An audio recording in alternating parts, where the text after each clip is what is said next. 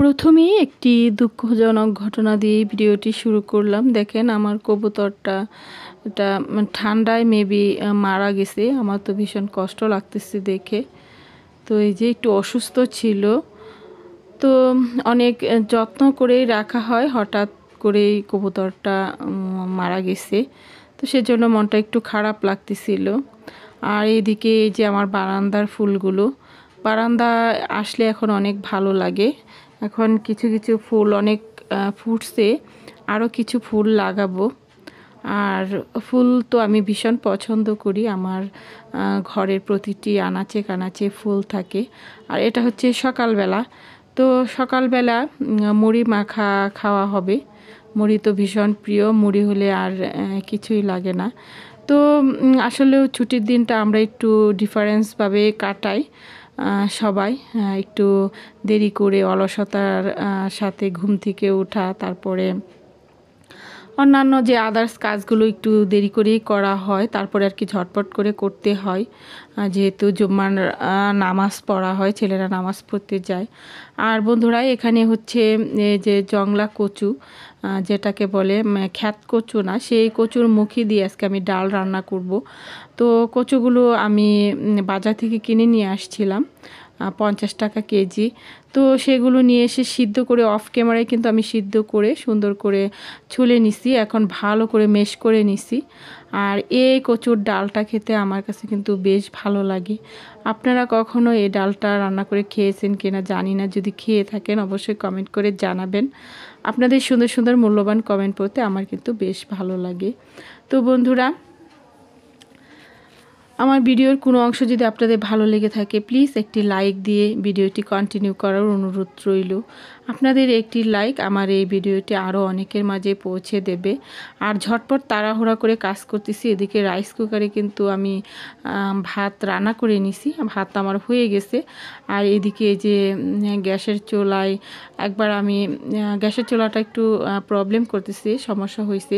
তো এদিকে ইলেকট্রিক চুলাটার মধ্যে আমি ডালটা রান্না করে নেব। তো ডাল রান্না করার জন্য এখানে পেঁয়াজ রসুন থেতো করে, তারপরে কাঁচামরিচ এগুলো, আর তেজপাতা, দারচিনি, এলাচ, গরম মশলা যেটাকে বলে, সেগুলো দিয়ে একটু হলুদ মরিচ এগুলো দিয়ে আমি ভালো করে কষিয়ে নেব।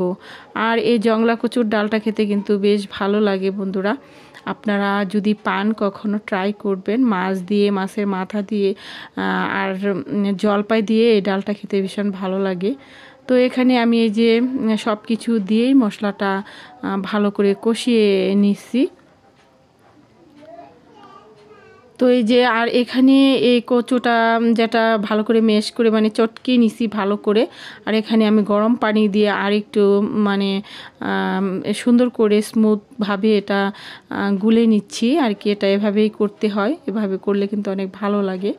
তো এই যে এটা ভালো করে আমি গরম পানি দিয়ে, কেউ কিন্তু ঠান্ডা পানি ব্যবহার করবেন না, গরম পানি এটার মধ্যে দিতে হয়, না হলে একটু চুলকানোর ভাব আছে। আর এদিকে মাছে মশলা কষানোর মধ্যে আমি মাছটা দিয়ে দিলাম। এখানে আমি 4 পিস তেলাপিয়া মাছের টুকরোই দিছি, এই মাছটা দিয়ে রান্না করে নেব। আর বেশি ভাঙবো না, বেশি ভাঙলে কিন্তু কাটা কাটা হয়ে যায়, খেতে ভালো লাগে না। আর কাটা গলায় বিঁধলে তো কথাই নেই, অনেক সমস্যা। তো এখানে আমি এই যে কচুর মুখিগুলো এখানে দিয়ে দিলাম, দিয়ে ভালো করে এটার সাথে আমি মশলার সাথে একদম মেখে, তারপরে আবার কুসুম গরম পানি এটার মধ্যে অ্যাড করে দেব। তো আগে আমি যে এটার মধ্যে মিশিয়ে নিচ্ছি, আর এখানে পানিটা দিয়ে দিলাম, দিয়ে ভালো করে আমি মশলার সাথে মিশিয়ে নেব।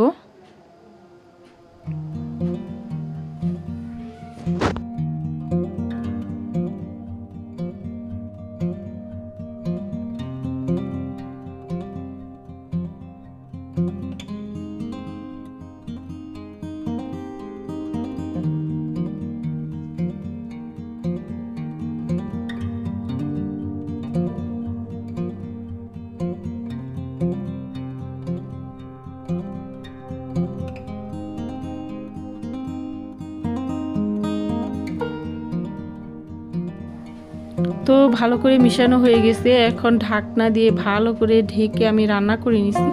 এই যে আরও ফুটবে।